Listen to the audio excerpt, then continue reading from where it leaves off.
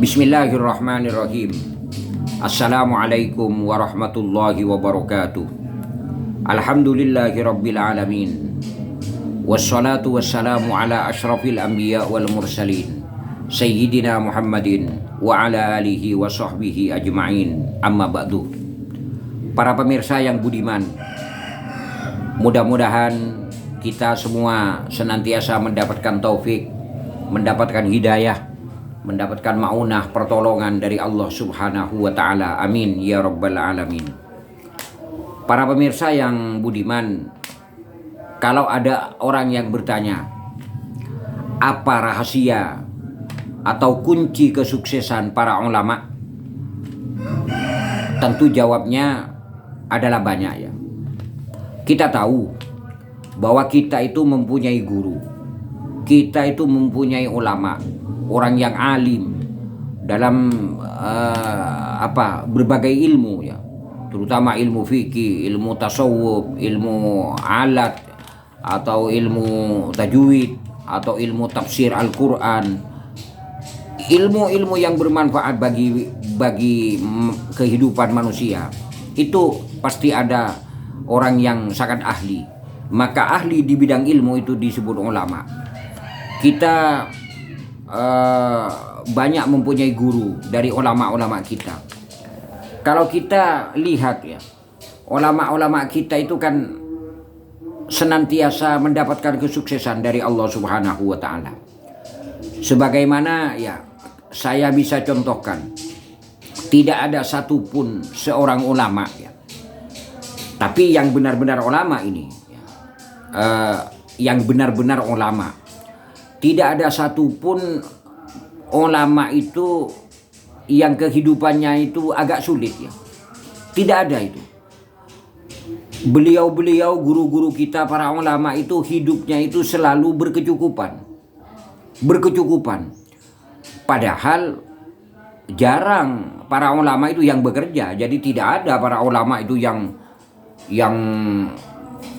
menjadi pekerja berat, menjadi pekerja kasar, itu nggak ada. Rata-rata semua ulama itu cuma ya zikiran, wiritan, ngajar begitu. Tapi kehidupannya itu selalu diberi kesuksesan oleh Allah Subhanahu wa Ta'ala. Kalau kita itu bertanya apa itu kuncinya, mungkin saya bisa menyampaikan ini adalah kuncinya, tapi mungkin kita sendiri tidak bisa untuk mengamalkan ya. Untuk menyamai dengan beliau-beliau kita tidak mampu, karena makom kita, derajat kita mungkin jauh di bawah beliau-beliau itu. Salah satu kuncinya yaitu para ulama kita itu tidak pernah meninggalkan sholat tahajud ya. Tidak ada ceritanya seorang ulama yang kalau malam itu tidak melaksanakan sholat tahajud. Pasti kalau orang itu sudah jadi ulama, diberi titel oleh Allah menjadi ulama ya, menjadi tokoh dari segala tokoh ya, tokoh di masyarakat, orang-orang yang benar-benar ditokohkan, orang yang faham terhadap ilmu-ilmu agama, terutama agama Islam ya, faham dalam ilmu fikih, faham dalam ilmu tafsir. Itu tak ada seorang pun dari ulama-ulama kita itu yang tidak pernah sholat tahajud. Pasti istiqomah dalam melaksanakan sholat tahajud. Di samping ada banyak amalan-amalan lain yang tidak pernah ditinggal. Tapi yang jelas salah satu diantaranya adalah sholat tahajud. Ya, sholat yang dilaksanakan pada waktu malam setelah kita tidur sekalipun sebentar ya. Nah, itu kan agak jarang itu. Agak jarang orang yang bisa istiqomah untuk melaksanakan sholat tahajud itu. Kadang kita melaksanakan, kita berniat sudah mau melaksanakan sholat tahajud, paling tidak ya 3 malam kita sudah nggak melaksanakan lagi. Paling tidak 1 minggu kita sudah alpa lagi, tidak melaksanakan lagi. Sementara kalau para ulama-ulama kita itu secara kontinus, secara istiqomah, tidak pernah ada ceritanya seorang ulama yang tidak pernah sholat tahajud, sholat malam itu. Itu adalah salah satu penyebab kesuksesan dalam hidup beliau-beliau itu. Salah satu penyebab derajatnya itu akan dimuliakan oleh Allah Subhanahu wa Ta'ala. Makanya dalam Al-Quran ya, dalam surah Al-Isra ayat 79, Allah tuh jelas berfirman di sana.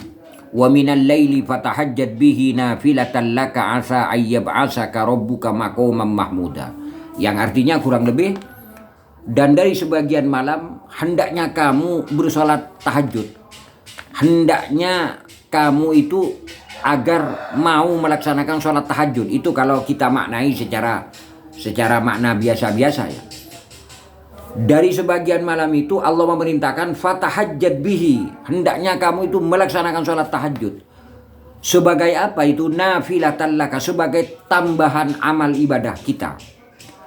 Pahalanya ya, khasiat dari sholat tahajud itu asa ayyab asaka rabbuka maqaman mahmuda. Barang siapa yang melaksanakan tahajud, maka derajatnya itu akan dinaikkan ke derajat yang mulia oleh Allah Subhanahu wa taala. Pantas kalau ulama-ulama kita derajatnya selalu dimuliakan, kehidupannya selalu dilapangkan, kehidupannya selalu diberi kesuksesan oleh Allah Subhanahu wa taala, karena beliau, guru-guru kita, para ulama-ulama kita, satupun tidak pernah meninggalkan sholat tahajud. Untuk itu mudah-mudahan pada pertemuan yang singkat ini kita senantiasa diberi kemampuan untuk mencontoh beliau-beliau ulama-ulama kita. Kita istiqomah melaksanakan tahajud, paling tidak sholat di waktu malam sekalipun cuma sebentar. Insya Allah derajat kita akan dimuliakan oleh Allah Subhanahu wa taala. Mudah-mudahan kita semua bisa menjadi menjadi santri dari para ulama-ulama kita, menjadi santri dari panutan-panutan kita, yaitu ulama-ulama kita. Apalagi kita bisa menjadi umat Nabi kita Muhammad sallallahu alaihi wasallam. Demikian yang bisa saya sampaikan.